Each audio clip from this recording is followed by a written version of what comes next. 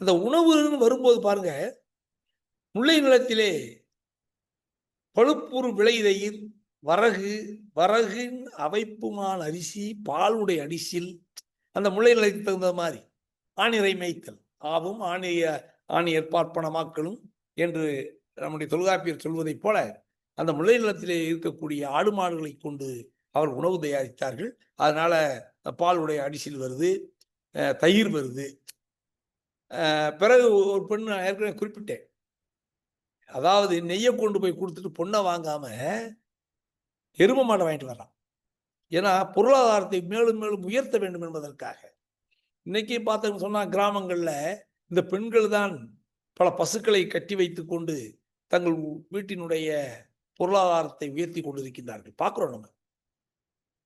அதே மாரி மருத நிலம், வயல் சார்ந்த பகுதிக்கு போனாங்கன்னு சொன்னா, அரிசி உணவுடன் கோழி இறைச்சியையும் தருவார்கள்.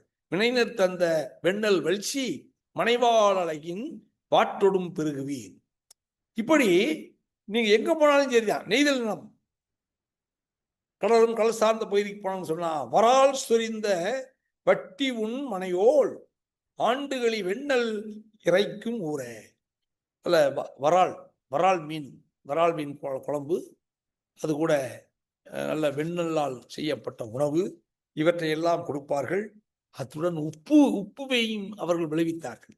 நெய்தல் நிலம்ங்கிறதுனால சிறுகுடி பரதவர் இருங்களி செறிவின் உலாது செய்த வெண்கள் உப்பு. அது பேர் என்ன சொல்றாரு? உலாது. விவசாயம் பண்ணல, அதாவது உழுது விவசாயம் பண்ண கிடையாது. தண்ணீரை, கடல் நீரை ஊற்றுவார்கள். அது வெயிலில் ஆவியா போய் இறுதியாக உப்பாக விளைந்து நிற்கும். அதை என்ன சொல்றாரு? உலாது உலாது செய்த வெண்கள் உப்பு. அந்த உப்பை கொண்டு போய் அவர்கள் மருத நிலத்திற்கும் அல்லது முல்லை நிலத்திற்கும் கொண்டு போய் கொடுத்துவிட்டு, அங்கிருந்து நெல்லையும் மற்றைய அங்கே விளைவிக்கப்படுகின்ற அனைத்து பொருளையும் கொண்டு வந்தார்கள். சுருக்கமாக சொல்ல வேண்டும் என்று சொன்னால், தொல் தமிழன் தான் இந்திய மண்ணினுடைய பூர்வீக குடிகள். தொல் தமிழன் தான் பிராமி என்று அழைத்துக் கொண்டிருக்கின்றார்களே, இந்தியா முழுவதும் வரலாற்று காலத்திலே பிராமி என்ற எழுத்துக்கள், அந்த எழுத்தை தோற்றுவித்தவன் தமிழன். கல்வி பெற்ற ஒரு சமுதாயமாக அவன் வாழ்ந்திருக்கின்றான். நாகரிகம் படைத்தவன், பண்பாடு, வறுமையில் கூட செம்மையாக வாழ்ந்திருக்கின்றான். பொய் சொல்லாதவன். பொய் சொல்லியிருந்தான் சொன்னா இன்னைக்கு நம்ம புராணங்களை போல, இதிகாசத்தை போலத்தான் சங்க இலக்கியம் இருந்திருக்கும். கடவுள் நம்பிக்கை இல்லைன்னு கிடையாது. நான் அதை அந்த மட்டும் இறுதியாக ஒன்றை சொல்லி முடிக்கின்றேன். யாரை வணங்கினார்கள் என்று வரும் பொழுது முன்னோர்களைத்தான் வணங்கி இருக்கின்றார்கள். அதாவது நீங்க முன்னோர்களை ஏன் வணங்கினாங்க அப்படின்னு சொன்னா, அதுக்கு அடிப்படை காரணம் அத பாலகிருஷ்ணன் ஐயா தான் சொல்லுவார். அவர் ஒரிசாவில் வேலை பார்த்துட்டு இருக்கும்போது, பல பழங்குடி மக்கள் வாழ்ந்து கொண்டிருக்கக்கூடிய ஊருக்கு போவாராம். இப்ப தமிழி என்ற ஒரு ஊருக்கு போயிருந்திருக்காரு. அங்கே நம்முடைய திராவிட மொழியினுடைய ஒரு கூறுபாடு அங்கே காணப்படுகின்றது. அங்க போய் அவரு பேசுறாரு. கேட்டுட்டு அந்த பழக்க வழக்கங்கள்லாம் அறிஞ்சிட்டு இன்னொரு ஊருக்கு போறாரு. அவன் 70 வருஷத்துல 3 இடத்துக்கு குடிபெயர்ந்திருக்கான். குடிபெயர்ந்தாலும் ஊரினுடைய பெயரை மாற்றவில்லை. ஏன் ஊரின் பெயரை மாற்றவில்லை என்று அந்த பழங்குடியிடம் கேட்ட பொழுது அவர் சொன்னார்கள், நாங்கள் வேண்டும் என்று சொன்னால் வறுமையின் காரணத்தினால் வறட்சி ஏற்படும் பொழுது ஊர் விட்டு ஊர் போவோம். ஏதாவது ஒரு மலைப்பகுதியிலே அடிவாரத்தில் போய் புதிதாக ஒரு குடியிருப்பை உருவாக்குவோம். ஆனால் ஊர் பெயரை மட்டும் மாற்ற மாட்டோம். ஏன்னு சொன்னா, எங்களுடைய ஊர் பெயரை மாற்றினால் எங்களுடைய முன்னோர்களினுடைய ஆவிகளுக்கு நாங்கள் எங்கே வாழ்ந்து கொண்டிருக்கின்றோம் என்ற செய்தி தெரியாமல் போய்விடும். அவர் எப்படி நமக்கு உதவி செய்வார்கள்? உதவி செய்ய மாட்டார்கள். எனவே இந்த முன்னோர்களுக்காகத்தான் நாங்கள் இப்படி செய்தோம் என்று சொல்லி அவர் பதிவு செய்தார். அப்ப சங்க இலக்கியத்தை பொறுத்த மட்டும் எப்படின்னு பார்க்கும்போது இங்கே முன்னோர்களுடைய வணக்கம் இருந்தது. குறிப்பாக போர்க்களத்திலே வீரமரணம் அடைந்த வீரர்களுக்காக நடுகள் நட்டார். நடுகள் வணக்கம். அந்த நடுகளுக்கு என்னென்ன இன்னைக்கு நம்ம ஒரு சாமிக்கு செய்கிறோமோ அதே போல மயிர்பீலி சாத்துவது, சந்தனம் பூசுவது, வாசனை பொருட்களை அதாவது அகில்கட்டை போன்றவற்றை, சந்தனக்கட்டை போன்றவற்றை எரிப்பது, நெய் விளக்கு ஊற்றுவது, இப்படி பல்வேறு சடங்குகளை செய்து அவர்கள் என்ன சிறப்பான செயல்களை செய்தார்கள் என்பதையும் அந்த கல்வெட்டிலே அந்த நடுகளிலே குறித்து வைத்திருப்பார்களாம். அதை சொல்றாரு. அது நடுகள் பீடி சூட்டி நாரதி சிறுகளத்துக்கு உப்பவும். அதே மாதிரி அதியமானுடைய நடுகளுக்கு கல்லும் படைக்கப்பட்டது என்று அவை பிராட்டியார் எழுதுகிறார். அவையாரும் அதிகமான நண்பர்கள். அணிமையில் பீலி சூட்டி பெயர் பொறித்து இனி நட்டனரே கல்லும்.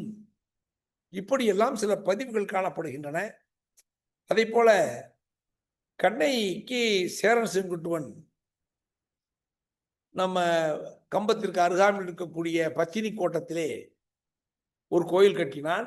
இப்பொழுதும் அதனை ஒவ்வொரு ஆண்டும் சித்ரா பௌர்ணமி அன்று கண்ணகி கோட்டத்திற்கு இந்த பகுதியில் இருக்கக்கூடிய மக்கள் சென்று கொண்டு வருகின்றார்கள், வணங்கி வருகின்றார்கள். அந்த சேரன் செங்குட்டுவன் கண்ணகிக்கு ஒரு நடுகள் ஒன்றினைத்தான் அமைத்தானாம். அந்த நடுகளுக்கு பூசாரியாக கண்ணகியினுடைய தோழியாக சிலப்பதிகாரம் சுட்டுகின்ற தேவந்தி என்ற பெண்ணை நியமித்ததாக சிலப்பதிகாரம் பேசுகின்றது. அது மட்டுமல்ல, இந்த நடுகளை வணங்கினால் மழை பெய்யும் என்று சொல்லப்படுகின்ற நம்பிக்கையும் இருக்கின்றது. ஆக இப்படி முன்னோர்களை வழிபடுவது. எனவேதான் தொல்காப்பியர் ஒரு நிலத்திற்கு 14 கருப்பொருள்களை சொல்லும் பொழுது, திரைக்கு சொல்லும் பொழுது தெய்வம் என்றுதான் சொல்லுவார். தெய்வம் என்று சொல்லுவது பெரும் படைப்பு கடவுளாக இருக்கக்கூடிய பிரம்மனையோ கிருஷ்ணனையோ சிவபெருமானையோ குறிக்கிறது. தெய்வம் என்று சொல்வது நம்ம குலத்திற்காக பிறந்து நம் குலத்திற்காக யார் வீரமரணம் அடைகின்றார்களோ அந்த முன்னோர்களை குறிக்கும். இன்னைக்கு நம்ம அதை இப்படி மாற்றி வேணும்னா சொல்லலாம்.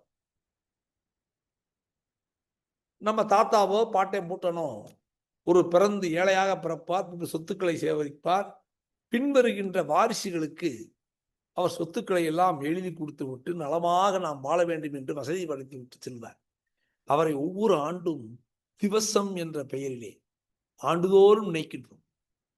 அது மட்டுமல்ல, குலதெய்வ வழிபாடு எல்லாமே நீ கதையை கேட்டு பார்த்தேன்னு சொன்னா ஏதோ நம்முடைய குடும்பத்துல பிறந்தவங்களாவே இருக்கு. அது பெண் தெய்வ வழிபாடு. இந்த பெண் தெய்வ வழிபாடுலாம் போனோம்னா நிறைய போகணும். சிந்து சமவெளியில எங்க பார்த்தாலும் தாய் வழிபாடு தான் வருது.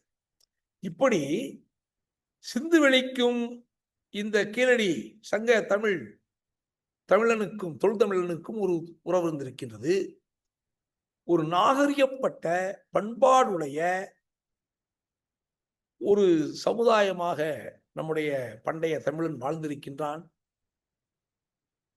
இவற்றையெல்லாம் எண்ணி பார்க்கும் பொழுது நிச்சயமாக இன்னொரு 50 ஆண்டுக்குள் இந்த தொல்தமிழனுடைய வரலாறு எழுதப்பட்டு இந்தியாவிலே ஏற்கனவே எழுதப்பட்ட வேதகால நாகரிகம் போன்றவற்றை எல்லாம் அது மாற்றி அமைக்கும் என்பது திண்ணம் என்று சொல்லி இந்த கீழடியும் சங்க இலக்கியமும் கீழடியும் என்று நான் பேசுவதற்கு எனக்கு உறுதுணையாக நின்ற திணை அமெரிக்காவை சார்ந்த